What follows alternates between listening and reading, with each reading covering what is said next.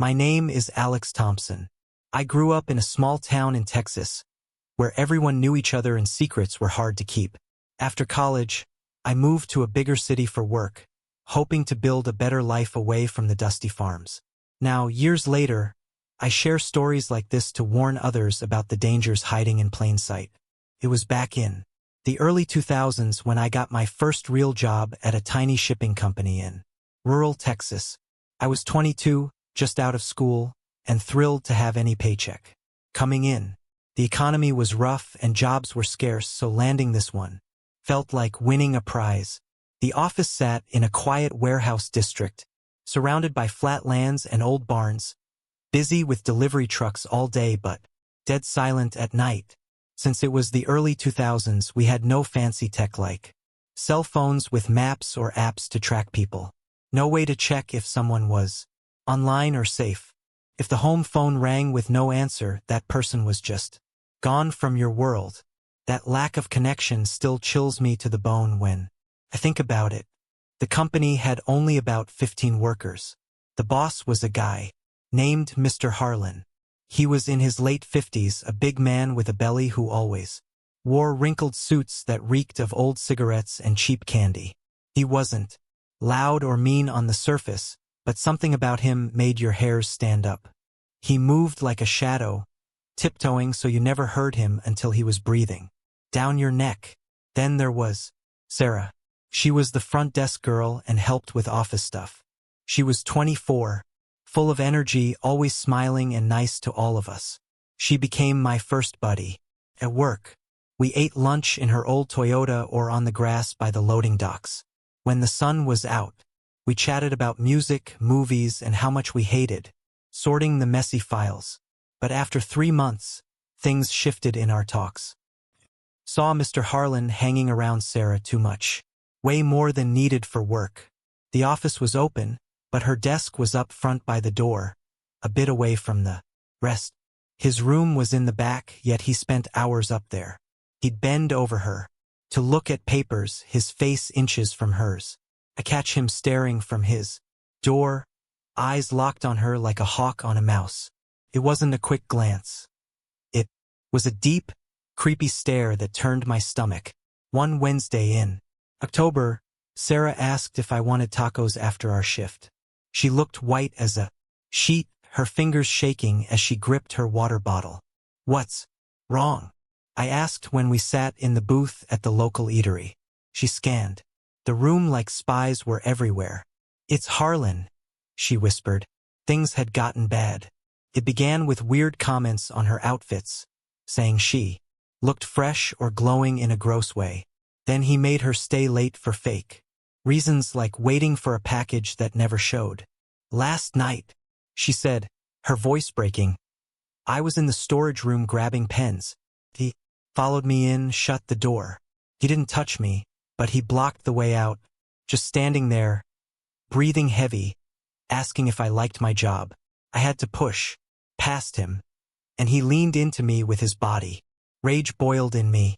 Sarah, tell the cops. That's wrong. That's attack." She shook her head fast. "I can't. I need the cash. My dad is ill, and without this we lose our home. He's the boss.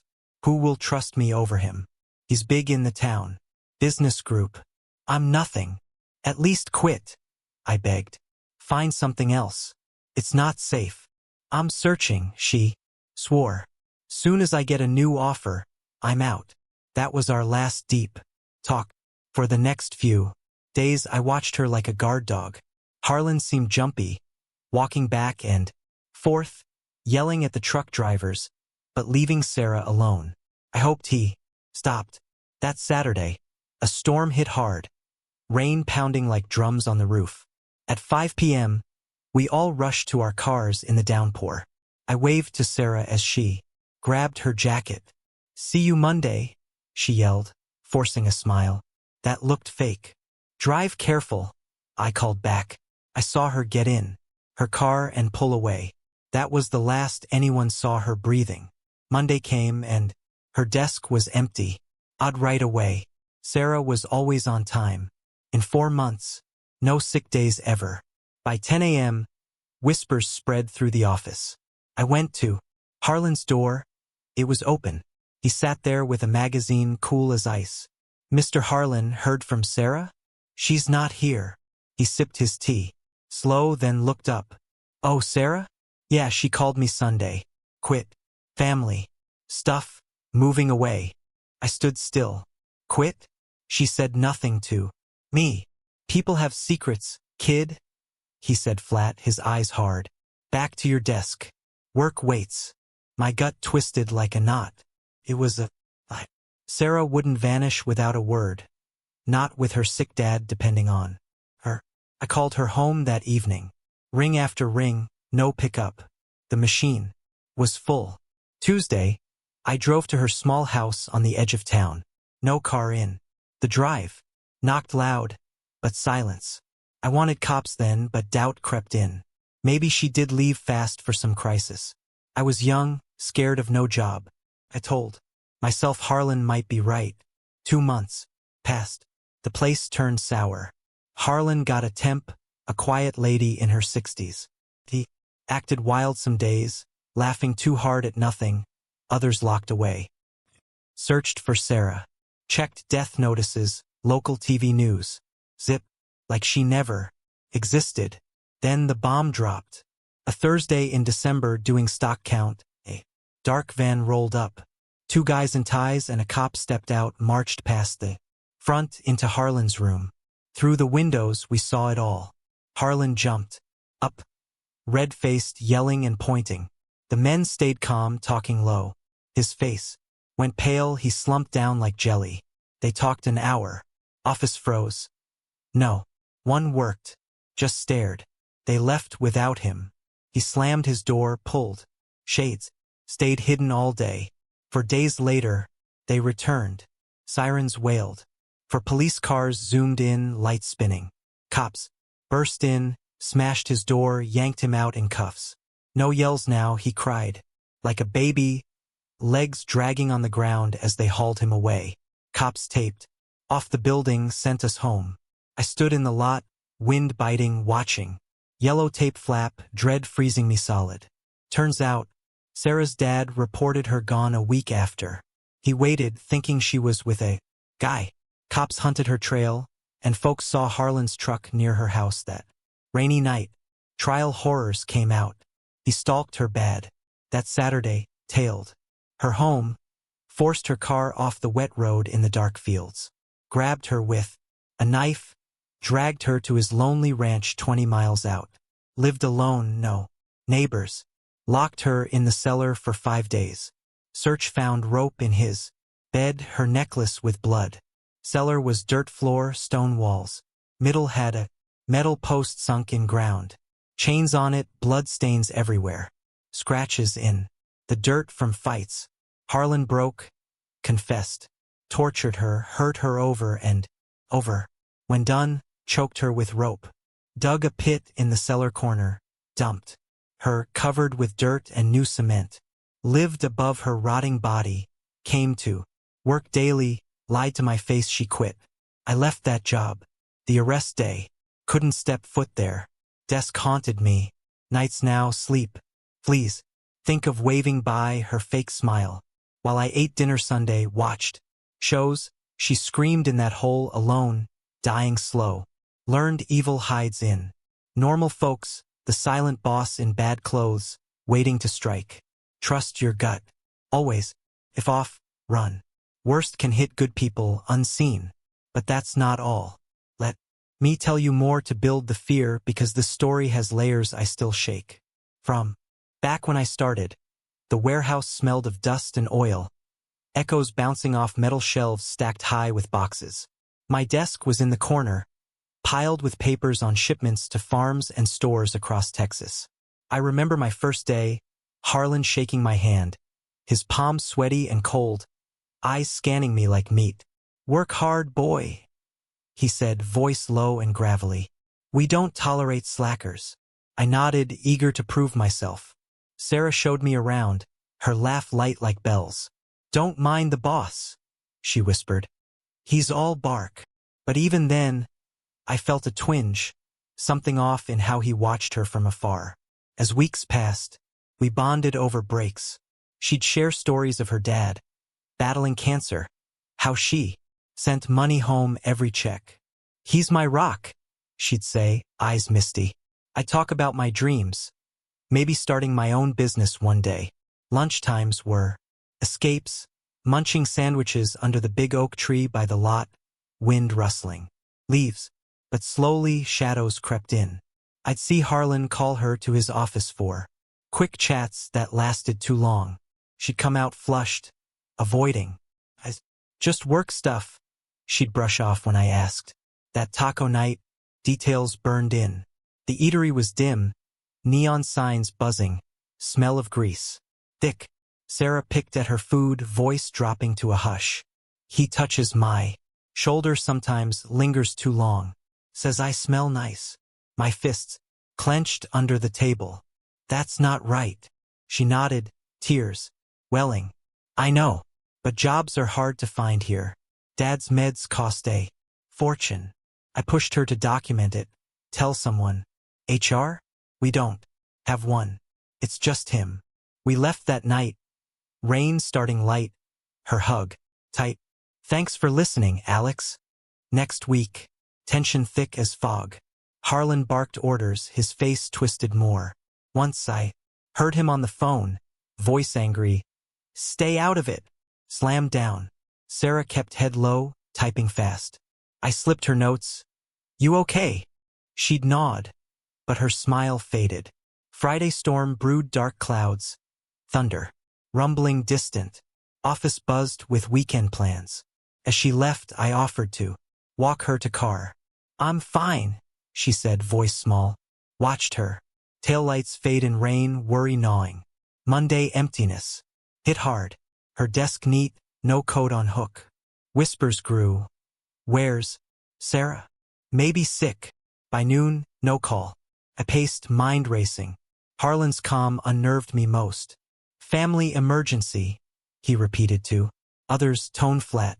That night, phone rings endless. Drove to her place. Wednesday, rundown building with peeling paint. Knocked till knuckles hurt. Neighbor peeked. Haven't seen her. Heart sank. Months dragged. Office felt cursed. New temp, Mrs. Ellis, sat stiff, no chit-chat. Harlan's mood swung wild. One day, he'd blast radio, dancing awkward, eyes manic. Next, shouts echoed, slamming doors. I searched online at library, early internet. Slow, but no trace of Sarah. Checked hospitals, nothing. Doubt ate me. Did I imagine the fear? But gut screamed lie. Then detectives arrived. Van sleek black, men stern. Office hushed as they entered. Through glass, Harlan gestured wild. Face red then white. Words muffled. "I don't know." They left, but air heavy. For days, chaos. Sirens pierced quiet. Cars surrounding. Cops stormed. Guns drawn. Harlan cuffed. Tears streaming. Blubbering pleas. "I didn't mean to." Workers gasped. Investigation. Unfolded horror. Sarah's dad, weak from illness, finally called cops. She always checks in. Witnesses. Harlan's truck lurking near her home that storm night. Tire marks on roadside ditch. Trial testimonies gut-wrenching. He confessed under pressure. Followed her in rain. Lights flashing to pull over. Knife to throat. Bound her, drove to ranch. Isolated. Fields endless. No. Screams heard. Cellar. Description haunts. Damp earth smell, dim bulb swinging. Post-cold metal. Chains rusted. He tied her tight, ignored begs. Days of torment. Beatings, assaults, starvation. She fought hard, cop said in court, scratches. On his arms proof. When broken, rope around neck, slow squeeze till still. Dug. Shallow grave, dirt under nails, body curled. Cement poured hasty, lumps. Showing. Lived normal. Above. Cooked meals, watched TV, while decay seeped up. At work. Smiled. She quit. Lied bold. I testified, voice shaking, about her fears. Jury pale, verdict guilty fast. Life in prison, but no justice for her pain. Quitting, I packed quick, fled town. Nightmares persist. Her screams echo, chair scratches. Loud. What if I pushed harder? Called cops sooner? Guilt heavy. Monsters blend. In suits hiding evil. Listen to instincts, act fast. Safety first. But wait, there's more depth to this tale that amps the terror. Let me expand on those early days. To build the chill.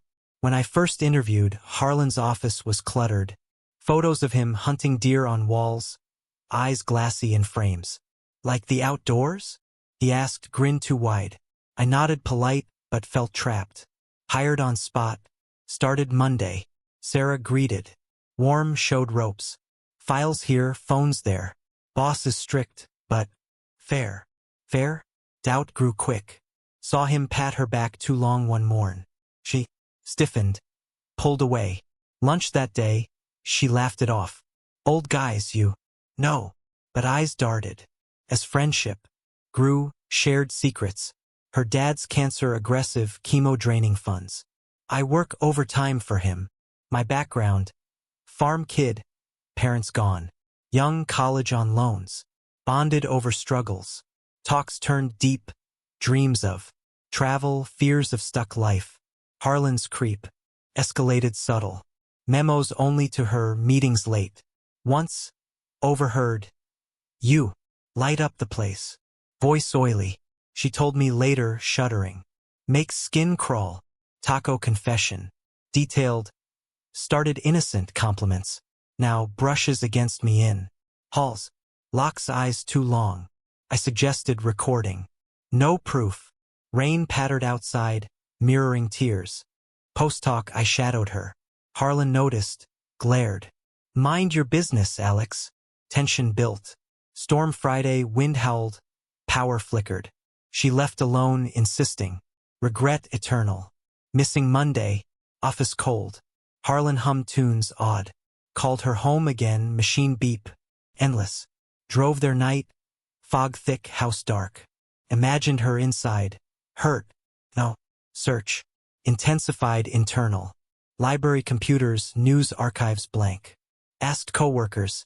Seen Sarah? Shakes heads. Harlan's lie spread. Detective visit. Suits crisp, badges flash. Interrogated him visible. Gestures frantic, sweat. Beating. Left with files. Office buzz. What happened? Arrest dramatic. Cops yelled down. Harlan begged mercy. Hauled away, crowd watched. Shocked. Trial horrors. Vivid, photos shown, cellar grim. Chains bloodied. Grave dirt fresh. Witnesses. Neighbors heard odd noises nights. Thumps below. He confessed. Tearful. She rejected me. Had to have her. Rage turned deadly. Impact lingers. Moved cities, new job. But flashbacks hit. Waving by, her car vanishing in. Rain. While I slept peaceful, she endured hell. Basement visions. Dark. Cold. Her pleas echoing walls. Chair bolted, struggles futile. Body buried hasty. Alone forever. Lesson seared. Evil lurks normal. Quiet boss deadly inside. Gut warns, heed it. Run from. Wrong. Nicest suffer worst, hidden. To heighten. Horror, imagine details unsaid. Cellar air thick, moldy. Rats scurried. Nibbling edges. She tied.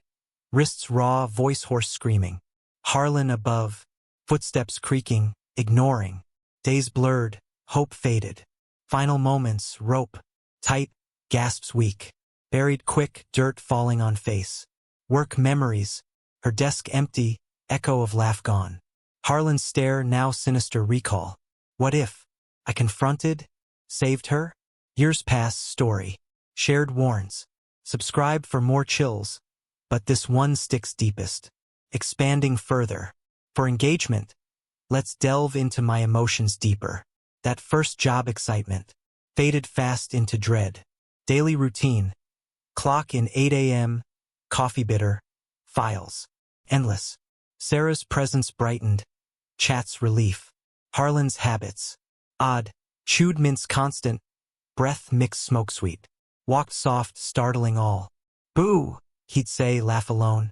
Creep on Sarah. Built slow. Week 1, compliments casual. Month 2, intense. She'd confide. He asked personal questions. Dating? Alone? Shiver. Taco night scene. Booth sticky, music faint. She detailed incidents. Hand on knee under. Desk once. Played accident. Fury rose. Planned help. Job search. Together. Hugged goodbye, rain heavier. Next days. Watchful. Harlan paced. Eyes red-rimmed. Snapped at me. Focus. Sarah pale, avoided alone time. Storm climax. Thunder crashed. Lights out brief. Panic slight. She dashed out. Umbrella. Flipping. Watch till gone, unease strong. Monday void, desk. Bare. Phone silent. Harlan's calm fake. Hands shaky slight. Personal search. Drove highways, sought crash signs. Nothing. Apartment visit. Mail piled. Lights off. Heart pounded knocking. Office decay. Morale low, quits whispered. Harlan erratic, bottles hidden drawer. Detectives. Questions us later. Seen anything odd? I spilled Sarah's fears. They nodded grave. Arrest. Struggle. Brief him kicking. Cried innocent. Lies. Trial. Evidence. Stack. DNA on rope. Blood match. Confession taped. Voice broken. Couldn't. Stop. Aftermath. Therapy helped little. Dreams vivid. In cellar with her, helpless. Wake. Sweating. Message. Vigilance key. Speak up. Save lives. But to reach true. Horror peak. Picture the unknown hours. After abduction. Drive terror. Knife. Gleam. Rain blur. Ranch arrive. Dragged downstairs. Musty dark. Tied. Alone. First, mind racing escape. Harlan descend. Eyes mad. Tools in hand. Pain. Endless. Spirit breaks slow. Begs ignored. Laughs echo. Burial. Still. Warm. Dirt choke. Cement seal fate. Work facade. Harlan chat casual. Inside glee dark. My guilt. Signs. Missed. Friendship failed. Story warns all. Evil near act. Continuing. Expansion. Recall coworkers. Tom, warehouse guy, joked often. Noticed Harlan's. Stare too. Creepy dude, he said. After vanish, he quit first. Mrs. Ellis. Temp. Sensed wrong. Air heavy here, she muttered. Town reaction. News spread, shock waves. Not him, folks said. But evidence clear. Prison now. Harlan rots. But Sarah gone forever. Personal growth. Now advocate safety, speak schools. Story heals slight. Horror lingers. Eternal. To build more. Let's add imagined what-ifs. What if I followed her home that night? Seen the chase. Intervened? Saved? Or died too? Guilt games. Torture. Daily reminders. Rainstorms trigger flashbacks. Quiet bosses suspect. Trust hard now. But strength from tragedy help others. Story complete? No add depth. Early 2000s vibe. No cell, isolation real. Landlines fail, lost forever. Company small, no. Policies. Harlan King. Sarah's. Personality. Bubbly mask pain. Dad love drove stay. My youth. Naive. Learned hard. Hook stronger. Imagine waving friend by. Never know horrors await. That start. Now wind down. After arrest. Building sold. Demolished. Ghosts gone. Doubt. I visit grave. Sometimes. Flowers lay. Sorry whisper. Life moves, but. Scar deep. I never thought the quiet shadows in an empty office could hide a killer's secret. But that night, I stared right into the eyes of madness and barely escaped with my life. My heart raced as I pushed open the door, the dim light revealing a figure frozen in the dark, a sharp blade glinting in his gloved hand. And in that moment, I knew true terror. If I hadn't walked in, blood might have spilled the next day, and I could have been next. My name is Emily, and I'm a junior accountant at a tech startup in Seattle. I moved here 2 years ago from a small town in Oregon, chasing big city dreams and a steady job that lets me crunch numbers in peace. I live alone in a tiny apartment with my cat, Whiskers, and I always thought working late was my safe escape from the noisy world outside. The office building where I work is a tall glass tower downtown, buzzing with energy during the day. Phones buzz like angry bees, computers hum, and people chat loudly over coffee in the kitchen area. Laughter echoes from meetings, and the smell of fresh donuts fills the air on Fridays. Feels alive and safe like a big family. But at night, after everyone leaves, it turns into a ghost town. The lights dim automatically, long hallways stretch like endless black rivers, and the windows show only your scared face staring back from the dark city lights. Outside, I always liked the quiet for getting work done, no distractions, just me and my spreadsheets. But one cold November night 3 years ago changed that forever. It was a Tuesday and we were racing to close out the quarter reports. Stress hung in the air like thick fog. My desk was piled high with files and charts that needed fixing before the deadline. Most people left by 6 in the evening, waving goodbye and rushing to their families or dinners.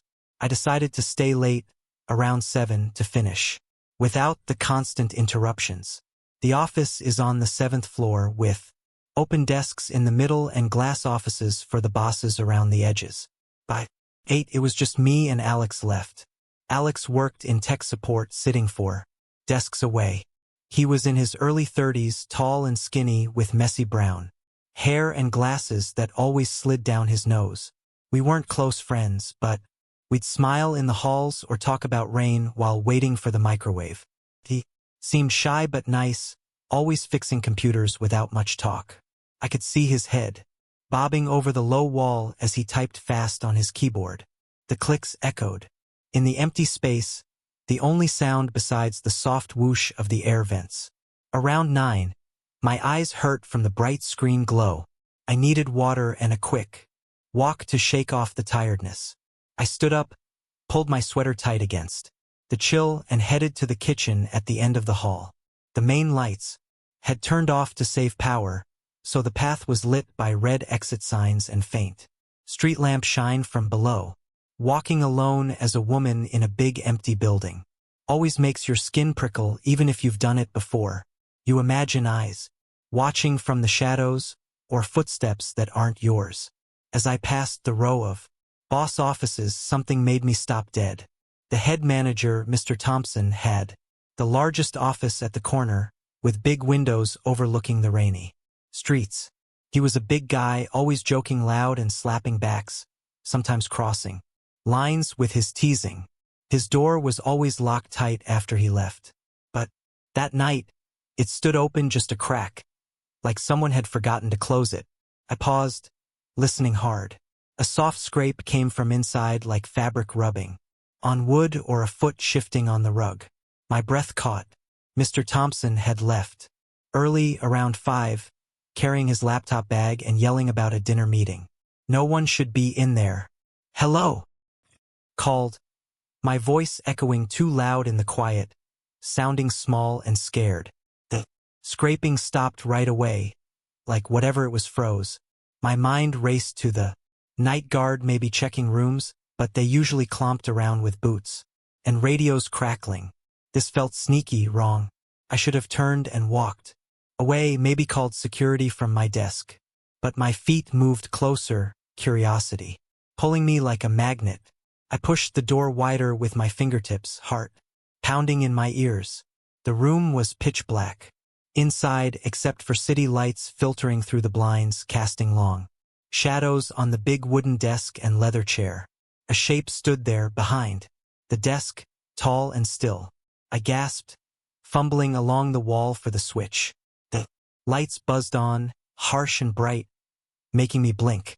There stood Alex, not at the computer or rifling drawers, just standing right behind Mr. Thompson's chair, staring at nothing. He wore thin blue rubber gloves like the ones janitors use for cleaning toilets. In his right hand, he gripped a heavy metal paperweight from the desk, shaped like a sharp pyramid, the kind that could Poke deep if swung hard. His eyes snapped to me, wide and wild like a trapped animal. He didn't move, didn't speak. Sweat beaded on his forehead. His shirt rumpled and half untucked. For what felt like forever, maybe 20 seconds, we just stared. The air felt thick, hard to breathe. Alex, what are you doing in here? I finally asked, my voice shaking. He blinked, then his face shifted. Tension melted away, replaced by a shaky smile that looked fake, like a mask slipping on. Oh man, Emily, you caught me? He said, laughing nervously, the sound dry and forced. He dropped the paperweight on the desk with a thud that echoed. He yanked off the gloves, shoving them deep in his jeans pocket. I stayed in the doorway, not stepping in, keeping my path clear to run if needed. What do you mean? I asked, confusion mixing with fear. I was setting up a prank, he said, walking around the desk toward me, hands up like, surrender. His eyes darted, not meeting mine fully. I saw you get up and head this way. Thought I'd hide in here and jump out to scare you. You know, boo. Make you jump. He laughed again, but it rang hollow like echoes in an empty cave. In Mr. Thompson's office? How'd you even get in? Pressed, my gut twisting. This didn't add up. The cleaners must have left it unlocked after vacuuming. He replied, too fast, words tumbling out. I snuck in quick. Come on, it was just fun. Your face was priceless, all white and shocked. He stepped closer, that smile still plastered on, but his eyes stayed cold, like dark pools hiding secrets. And the gloves? The paperweight? I asked, glancing at the sharp metal thing gleaming under the lights. Gloves from the supply closet. Didn't want prints everywhere and get blamed, he said, shrugging like it was no big deal. Paperweight for effect, wave it around like a ghost or something. On the surface, it sounded possible. Late night boredom. A silly joke to break the monotony. But deep down, alarms blared in my head. Who wears gloves and hides in the dark with a weapon just for a scare? Who stands so still, practicing nothing? Okay, sure, I said, forcing a weak laugh, backing up a step. You got me good. Scary stuff. Yeah, sorry if it was too much, he said, walking past me into the hall. He paused, turning back. Hey, don't tell Thompson, all right? He'd fire me for being in his space. No worries, lips sealed, I replied, watching him closely. He nodded, then headed to his desk, slung his bag over his shoulder, and walked to the elevators without even logging off his computer. I waited, frozen, until the ding sounded and doors whooshed shut. Only then did I breathe. I slipped back into the office, careful not to touch anything. The chair was pushed out a bit, like someone had been messing with it. The paperweight lay there, innocent now. Nothing stolen, no mess, but chills ran down my spine. I grabbed my bag and keys, left my work unfinished, and hurried to the parking garage. The drive home was a blur, rain slapping the windshield, my mind replaying the scene over and over. Was it really a prank? Or something darker? The next day, Wednesday, dragged on like molasses. I slept poorly, dreams filled with shadows and sharp edges. I arrived late, coffee in hand, hoping to shake it off. Alex was at his desk, typing away like normal. He looked up, waved casually, and went back to work. No weirdness, no mention. I felt like I was losing it. Maybe I had blown it out of proportion, turned a dumb joke into a nightmare in my head. Mr. Thompson arrived around 10, booming hellos and cracking jokes about the weather. I watched him enter his office, settle in. Then I noticed Alex. He wasn't focused on his screen. His eyes locked on that glass door, staring hard, face twisted in quiet fury. Not playful, not joking. Pure hate like a storm, brewing. It sent ice through my veins. All day, every time I glanced over, Alex watched that office. At breaks, he'd pretend to work, but his gaze drifted back. I ate lunch in my car, away from it all, heart racing. Should I tell someone? But what? Alex was in the office with gloves? He had an excuse. No proof. I decided to stay. Quiet but vowed never to be alone with him again. Watch my back, leave early. Thursday and Friday. Past tense but quiet. Weekend came, I tried to relax with movies and walks in the park, pushing thoughts away. Monday morning, normal buzz. But Tuesday hit. Like a thunderbolt. I pulled into the lot to see police cars flashing blue and red, sirens off but lights spinning. People clustered in the lobby, whispering, faces pale. Up on 7, chaos reigned. Cops taped off Alex's desk, boxing his stuff. Security guards stood watch. What happened? I asked Lisa, our front desk lady, her eyes wide. They grabbed Alex. Right outside, she whispered, glancing around. Found a knife in his trunk, hidden under tools. Not just any knife, a big hunting one. My knees buckled. I leaned on the wall. A knife? Why? It's bad, she said, voice low. He planned something awful. Against Thompson. Cops say he was going to do it today. The world spun. I stumbled to the kitchen, sat on a stool, head in hands. Rumors flew like wildfire. Later, police pulled me aside for questions. I spilled everything about that night. They nodded, taking notes. Here's the truth that emerged, piecing together from cops and office talk. For months back at a company happy hour, Alex brought his girlfriend, Mia. He'd been crazy about her, talking marriage after just months. Party got rowdy, drinks flowing. Mr. Thompson, tipsy and loud, zeroed in on them. He mocked Mia's outfit, called it cheap. Joked Alex paid her to date a loser like him. Laughed it off as fun, but Mia cried, stormed out. Week later, she dumped Alex, said the humiliation broke her, didn't want his toxic job world. Alex didn't explode. Right away. He simmered, rage building like a pressure cooker. Police raided his place, found a diary full of plans. Sketches of the office, times Thompson. Sat alone. He wanted revenge, make him pay for ruining his life. But the part that haunts me, what the cop said in that interview room, still gives me nightmares. You found him behind the desk with gloves and that paperweight? The officer asked, face serious. Yes. I nodded, throat dry. He wasn't pranking, the cop said flatly. We checked the chair. Scratches. Underneath, bolts loosened bit by bit over weeks. He tampered with the supports, wanted it to collapse under Thompson one day. But why the paperweight that night? I whispered. The cop leaned in. Not loosening then. Practicing. He was rehearsing the stab, how to drive that sharp point through the chair back, right into Thompson's spine while he sat working.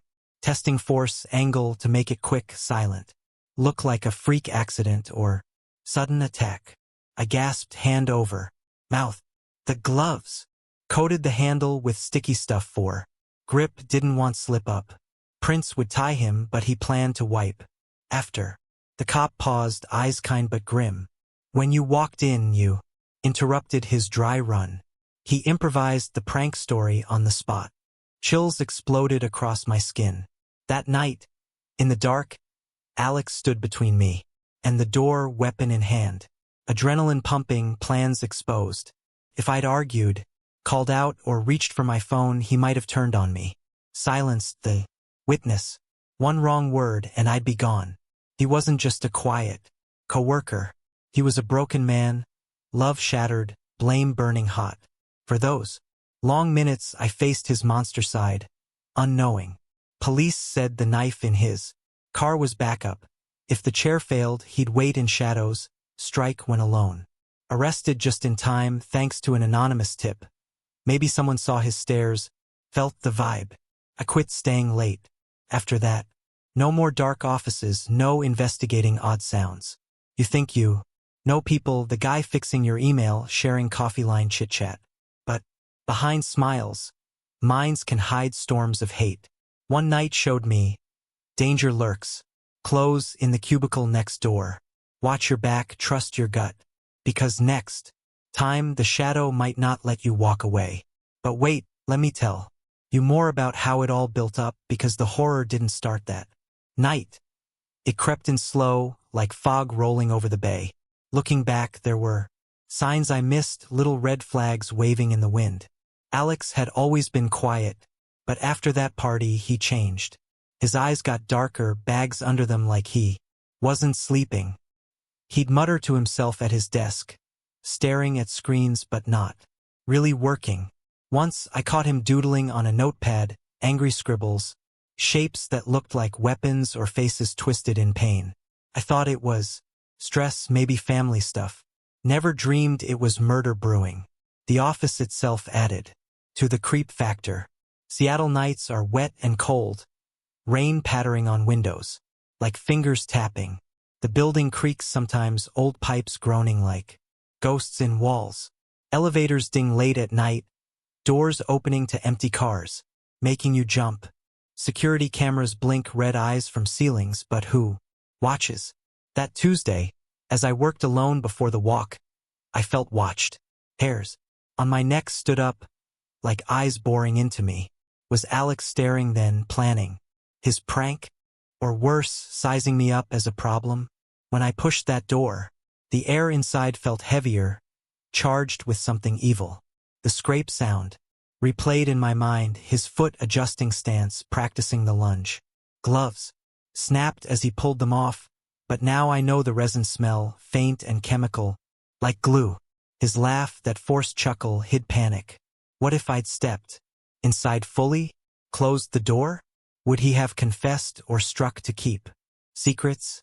Next day, his wave seemed normal, but his hands shook slightly. Thompson's jokes boomed. Unaware death plotted steps away. I watched Alex watch him, that hate laser-focused. Lunch in my car. I scrolled news on my phone, heart pounding, wondering if I should anonymous tip police. But fear held me, no proof, they'd think me paranoid. The arrest morning, chaos hit hard. Cops swarming, questions flying. Thompson pale as paper, realizing how close. Office closed early, counseling offered. But therapy can't erase the what-ifs. What if I hadn't needed water? Thompson dead, Alex fleeing, me next as witness? Nightmares plague me. Dark office, Alex turning, paperweight raised, eyes mad. I wake sweating, checking locks. Years later, I work days. Only new job in a bright co-working space. But shadows linger. Trust no one fully. Co-workers smile, but minds hide depths. That night taught horror isn't monsters under beds, it's humans next door, snapping quiet. Stay alert or become the next story whispered in lobbies. Let me dive deeper into the backstory, because understanding Alex's fall makes it scarier. The happy hour was at a bar downtown, string lights and loud music. Alex beamed with Mia, arm around her. Thompson, beer in hand, spotted them. Hey, tech boy, where'd you find this doll? Pay her hourly. Laughter erupted, but Mia's face crumpled. She fled, Alex chasing. Office buzzed with gossip next day, but Thompson shrugged. Just kidding. For Alex, it shattered everything. Diary entries, police shared snippets of, he ruined her, ruined us. Payback time. Sketches of chair mods, bolt tools bought online. He loosened them gradual, one turn a night, sneaking in after hours. That night I caught him. Final rehearsal. Paperweight test on cushion, imagining flesh. Gloves for grip, no traces. My interruption saved lives. Police interview. Dragged, reliving details. You were lucky, cop said. He had your name in the diary too, as potential issue. Me? Witness to erase if needed. Stomach churned. What if elevator delayed? Him returning, finding me. Snooping? Office aftermath. Whispers, stares. Some blamed Thompson's bullying. But violence no excuse. Alex pled guilty, prison now. Mia moved away, changed number. Thompson quieter, jokes toned down. I share this to warn. Listen to instincts. Odd behavior, report. Don't ignore that silence in dark. Halls could hide death's rehearsal. Stay safe, eyes open. Horror waits in plain sight, expanding on the building's eerie vibe.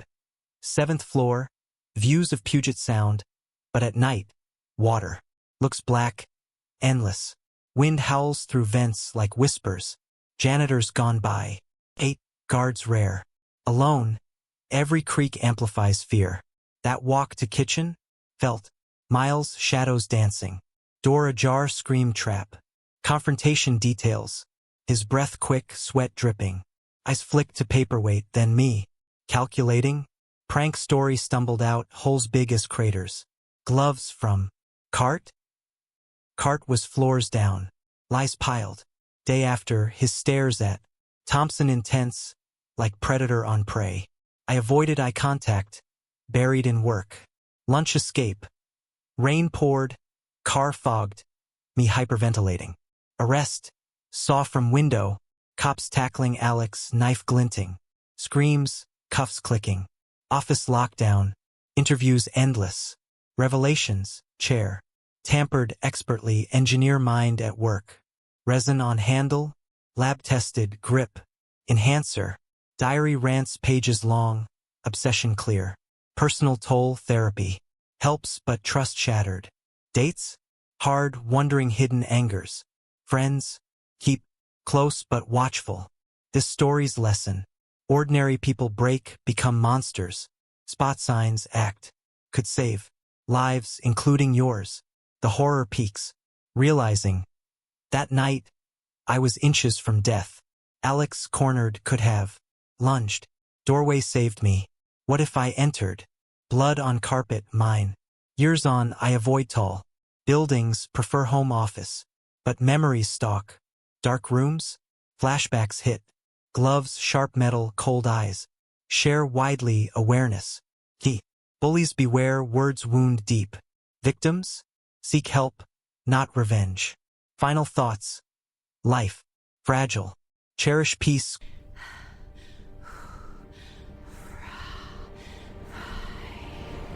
Question quiet. Danger hides in colleagues' smiles. The end. I never dreamed that complaining about my boss would turn her into a nightmare stalker who smashed my windows and chased me through my own home with a knife. Her growls echoing like a wild beast in the dark. My heart pounded as I hid in the bathtub, listening to her kick down doors, screaming my name like a demon from hell. And I knew if the police didn't come fast, I'd be dead. That night changed everything, proving monsters aren't just in stories. They can be the person who signs your paycheck. My name is Sarah, and I work as a picker at a huge shipping hub in the hot deserts of Arizona. I moved here a year ago from a rainy town in Washington state, looking for sunshine and steady money to pay off my student loans.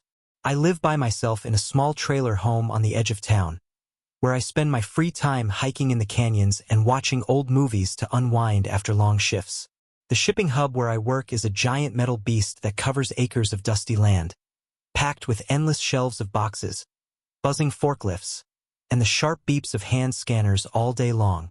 The job pays okay, but the shifts drag on forever, and people quit left and right because it's tough on your feet and back. I try to stay focused, do my picking tasks, and head home without drama. But like in any big place like this, the bosses can make your days heaven or hell. Sadly, I got stuck with a supervisor named Linda. Linda wasn't just mean. She was a cruel bully who loved spreading rumors and breaking people's spirits until they cried or left. She picked on 1 or 2 workers at a time, like a cat toying with mice, and no one dared stand up to her. I didn't see her true colors right away. My first real look came during my 3rd week on the job. I was in the lunch area, munching on a taco and checking my phone for messages from home. Suddenly, the doors slammed open like a storm hit. Linda stormed in, her face as red as the desert sun, eyes bulging with rage. She marched straight to a guy named Tom, who was sipping his soda quietly. She got right in his face, so close her spit flew onto his shirt, and screamed curse words about a box he loaded wrong. Her voice boomed like thunder, making the whole room shake. Everyone else stared at their trays, too scared to look up or say a word. Tom just trembled, his hands shaking so bad his soda spilled. I should have quit right then, But bills don't pay themselves, so I stayed. Linda's desk sat in a small glass room right on the main floor, where she handled paperwork and watched us like a hawk. She left the door open all the time and gossiped loud enough for anyone nearby to hear. She'd blab about workers' breakups, money troubles, or even health stuff, not caring who listened. It felt wrong, like a boss should protect you, not tear you down in front of others. The whole hub turned into a place of whispers and fear, where no one trusted their neighbor because secrets spread like wildfire. One shift, I messed up big. I was chatting with another boss, a kind man named Mike, and I let slip that Linda's loud gossiping bugged me and made the air feel poisoned. I didn't make it official or anything, just vented a bit to feel better. Huge mistake. Somehow Linda heard about it. Maybe Mike slipped up, or she eavesdropped like she always did. The next day, everything changed. She locked her eyes on me like I was her new enemy, and for the next 4 months, she made my life pure torture. It started small but grew like a cactus in the sun. First, the gossip hit me head-on. I'd walk into her glass room to pick up my order list, and she'd be talking to someone, then stop, roll her eyes right at me and say stuff like, "Some folks think they're too fancy to mop up a spill," while staring holes through me. Stung bad, like needles in my skin. Then came the awful nickname. One hot afternoon, my radio crackled with a page to her desk. As I got close, I heard her on the phone, laughing mean. "Yeah, the snake is slithering over now." She spotted me, hung up quick, and gave this sly grin that made my stomach twist. From then on, I'd hear "snake" muttered in the long aisles as I pushed my cart, whispers following me like shadows. She was sneaky mean in every way. If I asked for help with a heavy lift, she'd huff loud, like I was the dumbest person alive. When my scanner froze and needed her code to unlock, something that stopped me cold until she fixed it, she'd pretend not to see me. I'd stand there forever, sweating under the bright lights, while she scrolled her phone or filed her nails. Then she'd write me up for wasting time, saying I wasn't pulling my weight. It burned me up inside, but I bit my tongue. Things got stranger, dipping into creepy territory that made my skin crawl. One evening after shift, I was in the women's changing room, slipping off my steel-toe boots on a bench. The room was empty except for her at a locker across the way. Out of nowhere, a deep rumble started, like a big dog warning off a stranger. I glanced up in the mirror and froze. Linda stared at the back of my head, lips pulled back, growling low and steady. My heart jumped to my throat. I spun around. "What was that?" She said nothing, just banged her locker shut so hard it echoed, then stomped out without a glance. It shook me bad, like she wasn't all there in the head. Another time, I dropped off forms at her desk. She grabbed a pile of papers and held them up like a shield in front of her face, blocking me out.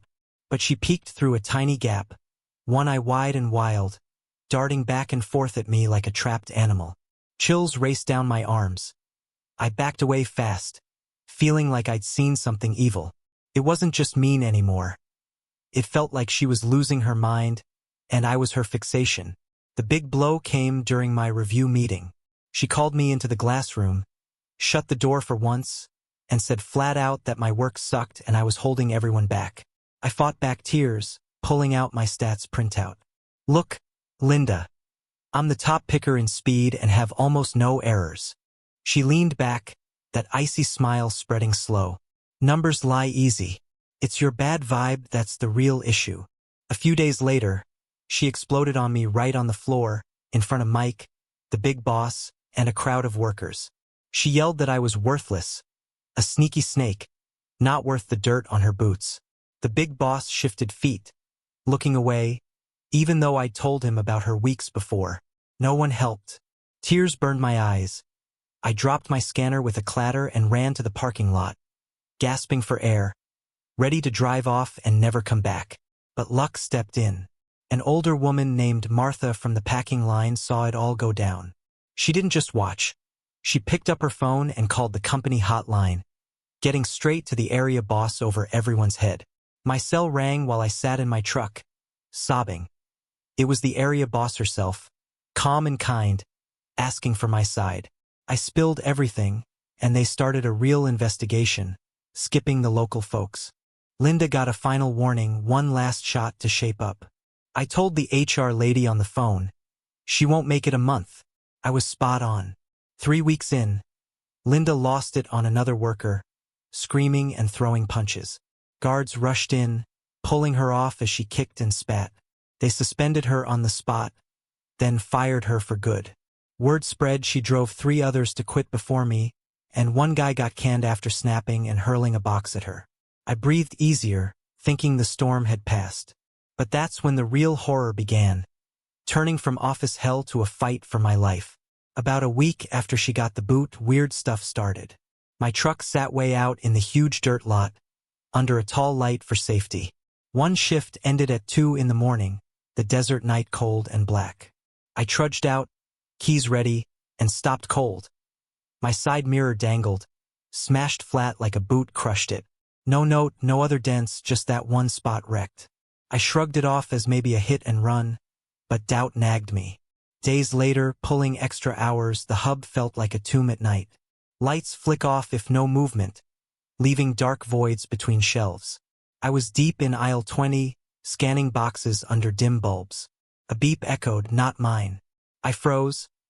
I knew I was alone back here, the night crew up front loading trucks. Beep again from the next row. Hello? Anyone there? Silence hung heavy. Then slow drags like heavy shoes scraping concrete. My pulse raced. I ditched my cart and crept to the end, peeking around. Empty aisle, lights out. But at the far end by the emergency door, it eased shut with a click. No one in sight. I reported to guards, but they laughed it off as wind. My gut screamed otherwise. 2 nights on, fear ramped up.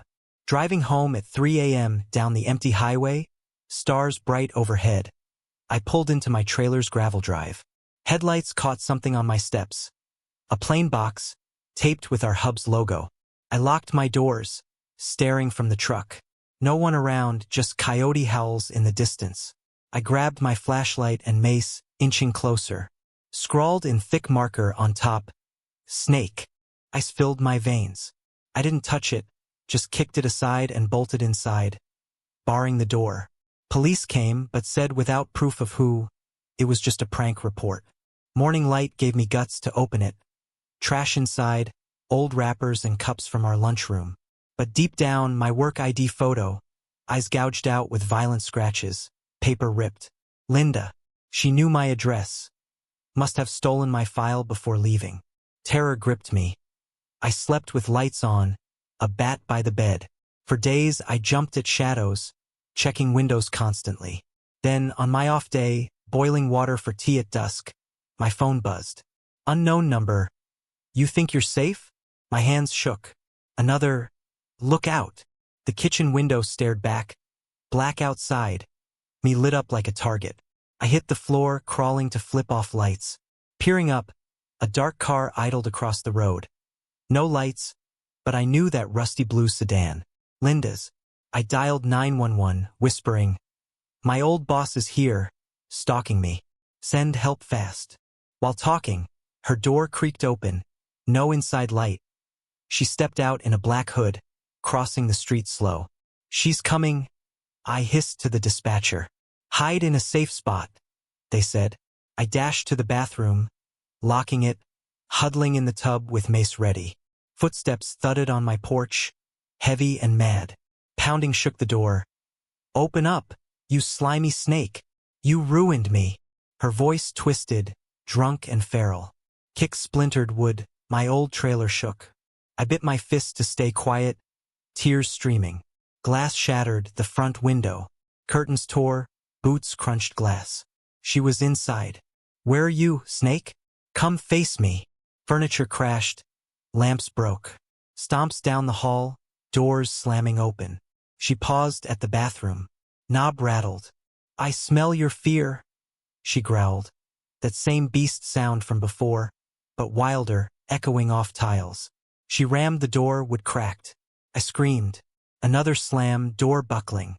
Sirens wailed outside, lights flashing. Damn you, she yelled. Cops burst in. Freeze!